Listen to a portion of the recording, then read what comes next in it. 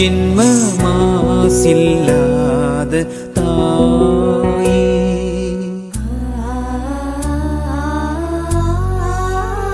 எங்கள் தஞ்சமே நீதானே.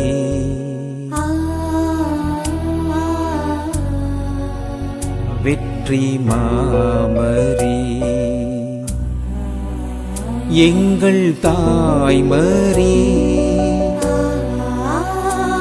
உம்மைந்தர் எம்மை ஆதரி, மைந்தர் எம்மை ஆதரி.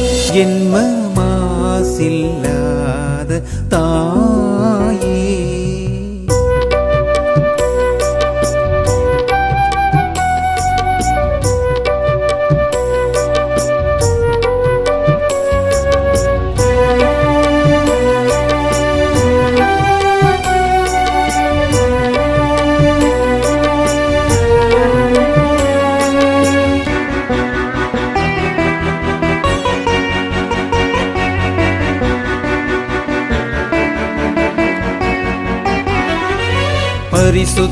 பரிசுத்தமானவளே,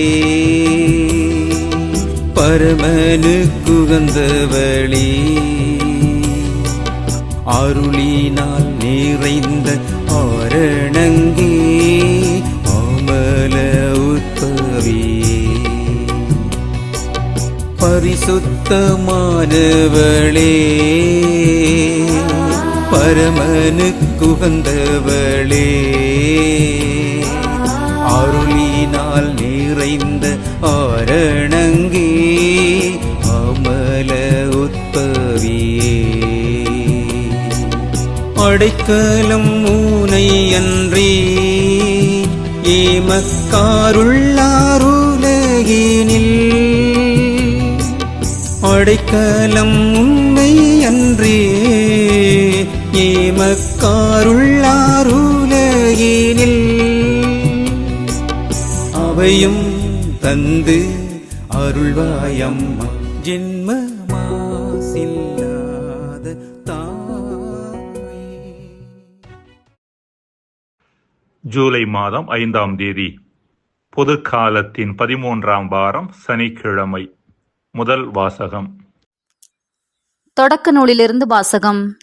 அதிகாரம் 27, இறை வார்த்தைகள் 1 முதல் 5 மற்றும் 15 முதல் 29 முடிய. ஈசாக்கு முதிர்ந்த வயதை அடைந்தபோது அவர் கண்களில் பார்வை மங்கி போயிற்று. அவர் தம் மூத்த மகன் ஏசாவை அழைத்து, என் மகனே என்றார். ஏசா, இதோ வந்துவிட்டேன் என்றான். அவர் அவனை நோக்கி, இதோ பார், எனக்கு வயதாகிவிட்டது, சாவு எந்நாள் வருமோ என்று அறியேன். இப்பொழுது உன் கருவிகளான வில்லையும் அம்புக்கூட்டையும் எடுத்துக்கொள், காட்டுக்குப் போ, வேட்டையாடி எனக்கு வேட்டைக்கறி கொண்டு வா. நான் விரும்பும் முறையில் சுவையான உணவு வகைகளை சமைத்து என்னிடம் கொண்டு வா. நான் அவற்றை உண்பேன். நான் சாகும் முன் உனக்கு மனமார ஆசி வழங்குவேன் என்றார். ஈசாக்கு தம் மகன் ஏசாவிடம் பேசியதை ரெபேக்கா கேட்டுக்கொண்டிருந்தார். வேட்டையாடி வேட்டைக்கறி கொண்டு வருமாறு ஏசா காட்டிற்கு புறப்பட்டவுடன், மேலும் ரெபேக்கா தம்முடன் வீட்டில் வைத்திருந்த தம் மூத்த மகன் ஏசாவின் உடைகளில் சிறந்தவற்றை தம் இளைய மகன் யாக்கோபுக்கு உடுத்துவித்தார். அவன் கைகளையும் மிருதுவான கழுத்தையும் வெள்ளாட்டுக் குட்டிகளின் தோளால் மூடினார். அவர் சுவையான உணவு வகைகளையும் தாம் சுட்ட அப்பங்களையும் தம் மகன் யாக்கோபின் கையில் கொடுத்தார். அவனும் அவற்றை தன் தந்தையிடம் எடுத்துச் சென்று அப்பா என்று அழைத்தான். அவரும் மறுமொழியாக, ஆம் மகனே, நீ எந்த மகன் என்று கேட்க, யாக்கோபு தன் தந்தையிடம், நான் தான் உங்கள் தலைப்பேரான ஏசா.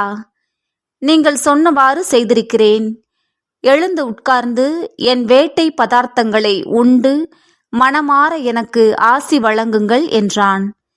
ஈசாக்கு தன் மகனை நோக்கி, மகனே, இது உனக்கு இவ்வளவு விரைவில் எப்படி அகப்பட்டது என்று கேட்க, அவன், உம் கடவுளாகிய ஆண்டவரால் தான் எனக்கு இது நிகழ்ந்தது என்றான். ஈசாக்கு யாக்கோபிடம், மகனே, அருகில் வா. நீ உண்மையிலேயே என் மகன் ஏசாதானா என்று நான் உன்னை தடவி பார்த்து தெரிந்து கொள்வேன் என்றார். யாக்கோபு தன் தந்தை அருகில் வந்தான்.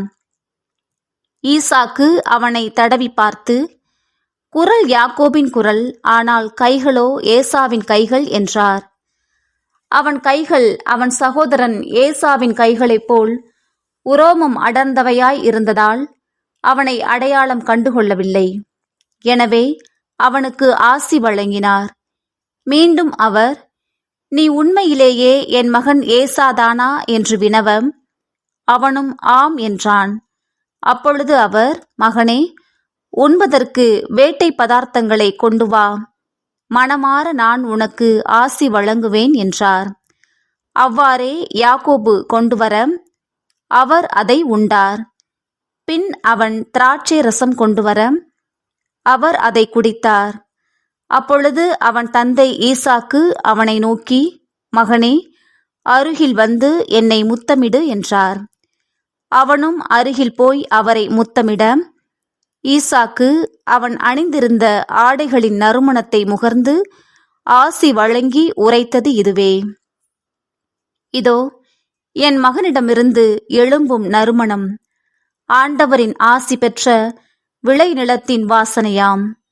வானின் பனித்துளியும் மண்ணின் செழுமையும் மிகுந்த தானியமும் திராட்சை ரசமும் கடவுள் உனக்கு வழங்குவாராக. நாடுகள் உனக்கு பணி புரிந்திடுக, மக்கள் உனக்கு பணிந்திடுக. உன்றன் சோதரர்க்கு தலைவன் நீ ஆகிடுவாய். உன் அன்னையின் மைந்தர் உன்னடி பணிந்திடுவர். உன்னை சபிப்பார் சாபம் பெறுக, உன்னை வாழ்த்துவார் வளமுற வாழ்க. ஆண்டவரின் அருள்வாக்கு. இறைவா, உமக்கு நன்றி. நற்செய்தி வாசகம். தூய மத்தேயு எழுதிய நற்செய்தியிலிருந்து வாசகம். அதிகாரம் 9, வசனங்கள் 14 முதல் 17 வரை. அக்காலத்தில் யோவானின் சீடர் இயேசுவிடம் வந்து, நாங்களும் பரிசேயரும் அதிகமாக நோன்பு இருக்க உம்முடைய சீடர்கள் ஏன் நோன்பு இருப்பதில்லை என்றனர். அதற்கு இயேசு அவர்களை நோக்கி, மணமகன் தங்களோடு இருக்கும் வரை மணவிருந்தினர்கள் துக்கம் கொண்டாட முடியுமா? மணமகன் அவர்களை விட்டு பிரிய வேண்டிய காலம் வரும். அப்பொழுது அவர்களும் நோன்பு இருப்பார்கள். மேலும் எவரும் பழைய ஆடையில் புதிய துணியை ஒட்டு போடுவதில்லை. ஏனெனில் அந்த ஒட்டு ஆடையை கிழித்துவிடும், கிழிசலும் பெரிதாகும். அதுபோல பழைய தோற்பைகளில் புதிய திராட்சை மதுவை ஊற்றி வைப்பதில்லை. ஊற்றி வைத்தால் தோற்பைகள் வெடிக்கும், மதுவும் சிந்தி போகும், தோற்பைகளும் பாழாகும். புதிய மதுவை புதிய தோற்பைகளில் தான் ஊற்றி வைப்பர். அப்பொழுது ரெண்டும் வீணாய் போகா என்றார். இது கிறிஸ்து வழங்கும் நற்செய்தி. கிறிஸ்துவே, உமக்கு புகழ்.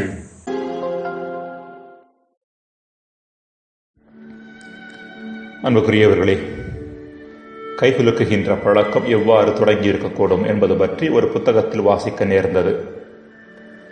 தொடக்கத்தில் அது வரவேற்பின் அடையாளமாக செய்யப்படவில்லையாம், மாறாக தற்காப்பின் அடையாளமாக செய்யப்பட்டதாம். பழங்காலத்தில் ஒருவர் இன்னொரு நபரை சந்திக்கும் போது அவர் தன்னை தாக்கி விடுவாரோ என்கின்ற பயத்தில் தன் இரு கைகளால் அவரது இரு கைகளையும் பிடித்துக் கொள்வாராம். இதன் காரணமாக மற்றவர் தன்னை தாக்க இயலாதவாறு மனிதர்கள் தற்காத்துக் கொண்டார்களாம். காலப்போக்கில் மனிதர்களின் மனநிலை பண்பட மேற்கண்ட செயலுக்கு அவர்கள் கொடுத்த விளக்கமும் மாற ஆரம்பித்தது. தற்காப்பு செயல்பாடாக இருந்த ஒன்று வரவேற்பின் அடையாளமாக கருதப்பட ஆரம்பித்தது. எதிர்மறையான ஒன்று நேர்மறையான ஒன்றாக மாறிய வரலாறு இது. ஏறத்தாழ யாக்கோபின் வாழ்க்கை கூட இதை போன்றதுதான். யாக்கோபு தன் வாழ்வின் தொடக்க நிலையில் ஓர் எதிர்மறையான மனிதராக இருந்தார். முதலாவதாக ஓர் ஏமாற்றுக்காரராக இருந்தார். தன் அண்ணன் ஏசாவை ஏமாற்றி அவருக்கு கிடைக்க வேண்டிய தலைச்சன் உரிமையை பெற்றுக்கொண்டார். இன்னும் சொல்லப்போனால் பறித்து கொண்டார். தொடக்க நூல் 25, 27 முதல் 34 முடிய. மேலும் தன் தந்தையை ஏமாற்றி தன் அண்ணனுக்கு சேர வேண்டிய ஆசிரை தான் பெற்றுக்கொண்டார். இரண்டாவதாக பொய் சொல்லக்கூடியவராக இருந்தார். தன் தந்தை ஈசாக்கிடம், நான் தான் உங்கள் தலைப்பேரான ஏசா, நீங்கள் சொன்னவாறு செய்திருக்கிறேன், எழுந்து உட்கார்ந்து என் வேட்டை பதார்த்தங்களை உண்டு மனமாற எனக்கு ஆசி வழங்குங்கள் என்கின்றார். இன்றைய முதல் வாசகம். மூன்றாவதாக தன்னை காப்பாற்றிக் கொள்வதற்காக மற்றவர்களின் நலனை பற்றி கொஞ்சம் கூட அக்கறையற்றவராக இருந்தார் என்பது பற்றியும் நாம் பார்க்கின்றோம். தன் தந்தையை பற்றியோ சகோதரன் ஏசா பற்றியோ அவருக்கு எந்த அக்கறையும் இல்லை. மேலும் தன் மாமன் லாபான் வீட்டிலிருந்து திரும்பும் போது ஏசா எதிர்கொண்டு வருவதாக கேள்விப்பட்டு தன்னை தற்காத்து கொள்ளும் பொருட்டு தன் வேலையாளர்கள், பிள்ளைகள் மற்றும் மனைவிகளை முன்னே அனுப்புகின்றார். தொடக்க நூல் 33, 1 முதல் 3 வரை உள்ள வசனங்கள். இவை அனைத்துமே யாக்கோபு எந்த அளவிற்கு ஓர் எதிர்மறையான மனிதராக இருந்தார் என்பதை நமக்கு வெளிப்படுத்துகின்றன. இப்படிப்பட்ட யாக்கோபு இறைவன் தேர்ந்தெடுத்து அவரை தொடர்ச்சியான தூய்மையாக்குதலுக்கு உள்ளாக்குகின்றார். பிறரை ஏமாற்றிய யாக்கோபு தன் மாமன் லாபானால் ஏமாற்றப்படுகின்றார். தொடக்க நூல் 28, 15 முதல் 30 வரை உள்ள வசனங்கள். தன் சகோதரன் ஏசாவை ஏமாற்றினாலும் ஏசா தன் மட்டில் பெருந்தன்மையோடு நடந்து கொள்வதை பார்க்கின்றார். தொடக்க நூல் 33, இறைவசனம் 4. இவை போன்ற நிகழ்வுகள் வழியாகவும் தனிப்பட்ட அனுபவத்தை கொடுத்ததன் மூலமும் கடவுள் யாக்கோபை பண்படுத்தினார். வாழ்க்கையின் முற்பகுதியில் பிறரை புண்படுத்தியவரை பிற்பகுதியில் கடவுள் பண்படுத்தினார். இவ்வாறு தொடர் மாற்றத்திற்கு உள்ளான யாக்கோபு இஸ்ரேல் மக்களின் முதுபெரும் தந்தையர்களில் ஒருவராக ஆகினார் என்பது நாம் அனைவரும் அறிந்த ஒன்று. இவருக்கு கொடுக்கப்பட்ட இஸ்ரேல் என்னும் பெயரே ஒட்டுமொத்த இனத்திற்கான பெயராக மாறியது என்பது குறிப்பிடத்தக்க ஒன்று. அன்பிற்குரியவர்களே, கடவுள் தகுதியான நபர்களை தேர்ந்தெடுக்கின்றார் என்பதை விட மனிதர்களை தேர்ந்தெடுத்து அவர்களை தகுதியாக்கிக் கொள்கிறார் என்கின்ற செய்தியை இங்கும் விவிலியத்தின் பிற பகுதிகளிலும் நாம் பார்க்கின்றோம். நம் இன்றைய பலவீனங்களையும் தகுதியின்மையையும் கடவுள் ஒரு பொருட்டாக எடுத்துக்கொள்வதில்லை. நாம் இன்று எப்படிப்பட்டவர்களாக இருக்கிறோம் என்பதை விட எப்படிப்பட்டவர்களாக நாளை மாறுவோம் என்பதில்தான் கடவுள் தன் கவனத்தை பதிய வைக்கின்றார். ஜெபம். இறைவா, கடந்த காலத்தை பின்னுக்கு தள்ளிவிட்டு உம்மை கண்முன் கொண்டு புதியதொரு வாழ்வை நோக்கி பயணிக்க வரந்தாரும். ஆமென்.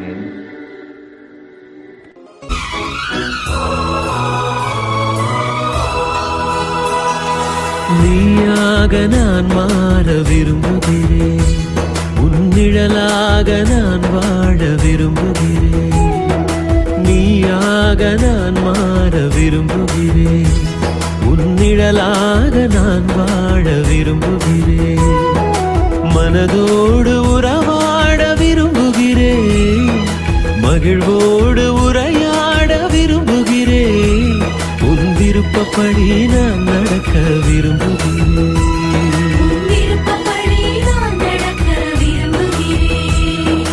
விரும்புகிறேன், நான் விரும்புகிறேன். உன் விருப்பப்படி நான் நடக்க விரும்புகிறேன்.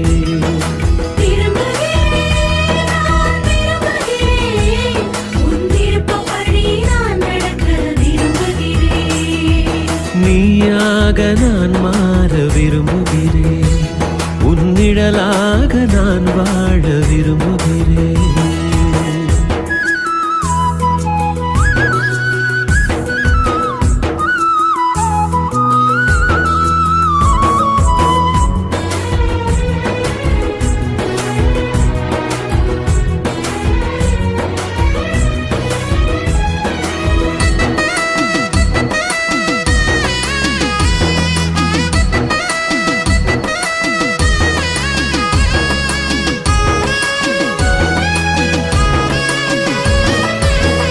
என்னால் இயலாதென நானே எண்ணுகையில் உந்தன் அருளாலே வென்றிட விரும்புகிறேன்.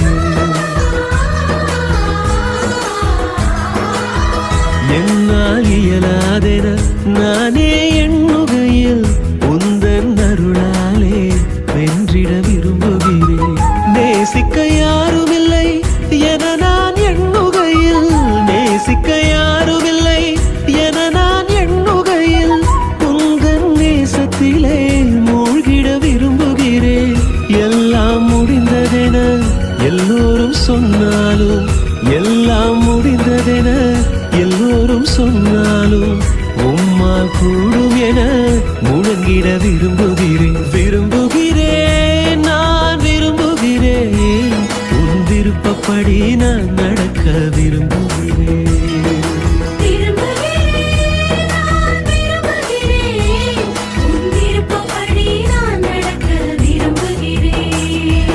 நீயாக நான் மாற விரும்புகிறேன், உன் நிழலாக நான் வாழ விரும்புகிறேன்.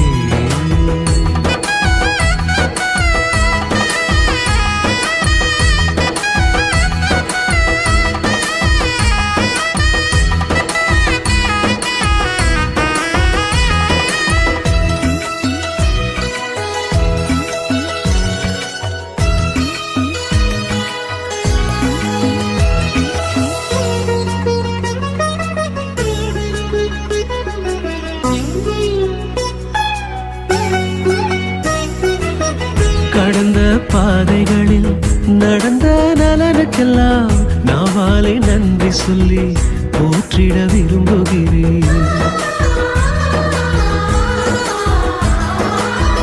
கடந்த பாதைகளில் நடந்த நலனுக்கெல்லாம் நாவாலை நன்றி சொல்லி போற்றிட விரும்புகிறேன்.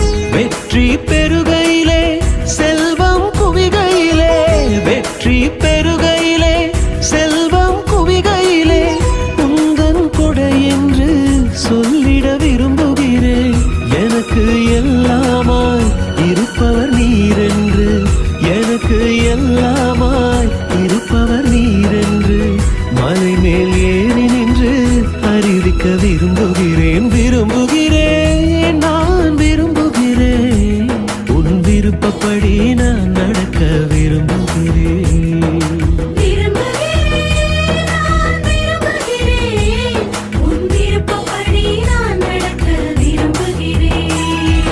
நீயாக நான் மாற விரும்புகிறேன், உன் நிழலாக நான் வாழ விரும்புகிறேன். நீயாக நான் மாற விரும்புகிறேன், உன் நிழலாக நான் வாழ விரும்புகிறேன். மனதோடு உறவாட விரும்புகிறேன், மகிழ்வோடு உரையாட விரும்புகிறேன். உன் விருப்பப்படி நான் நடக்க விரும்புகிறேன்.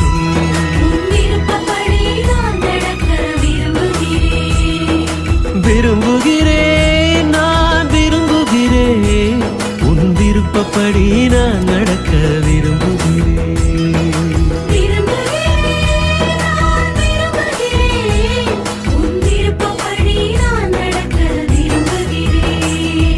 நீயாக